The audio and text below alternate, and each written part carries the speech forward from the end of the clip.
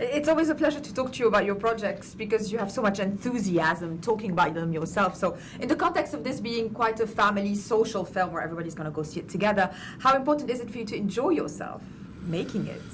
Oh, well, I think it's always helpful when you're enjoying the process.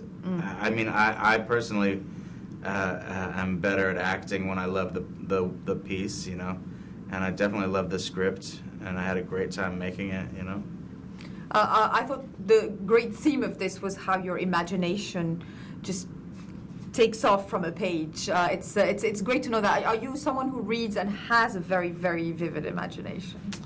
Yeah, it's been a while since I've read a good book. I haven't had time. I've been reading so many scripts lately, but yeah, imagination is the key, especially in this business. You have to imagine, monsters that are not really there all the time. So yeah, that's my main muscle that I need to flex. It's my imagination muscle. Is that a muscle? It is a muscle. It Yeah. makes for good actors as well because you know what you're doing. You can imagine it. Yeah. Talking about that, it's a reimagined version of R.L. Stine. Tell us a bit more about that. Yeah, so R.L. Stine is a real human being who is wrote indeed. all of the Goosebumps books.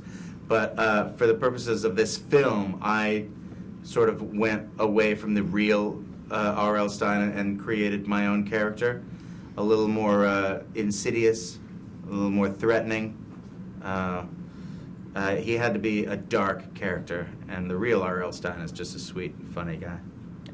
Are you one to like bedtime stories? Do you read them to your children, and are you very innovative when you do them? Do they enjoy being read by you? I used to tell them a lot of stories, not so much anymore. They just want to go to bed now. But I used to tell them a lot of made-up stories and Hobbit tales, but I would make up. This is not from the book, just like New elves and what stuff these, like yeah. And then eventually they just wanted to hear real stories from when I was a kid, So I would just tell them about my adventures as a child, and now they don't want any stories anymore. Which grown of, up. Oh, well, I'm sure they're going to want to see all your films. Which one of your films are they most excited about, usually? I haven't shown them any of my films except for Kung Fu Panda. Yeah, of course. I let them. We watched that together.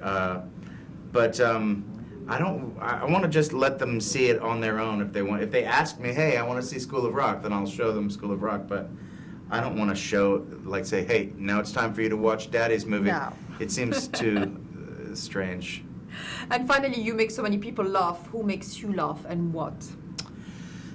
Gene Wilder comes to mind. That's the first person that I think of. I always loved his performance because he sometimes seems like he's almost insane. There's a little bit of crazy in his comedy that I appreciate.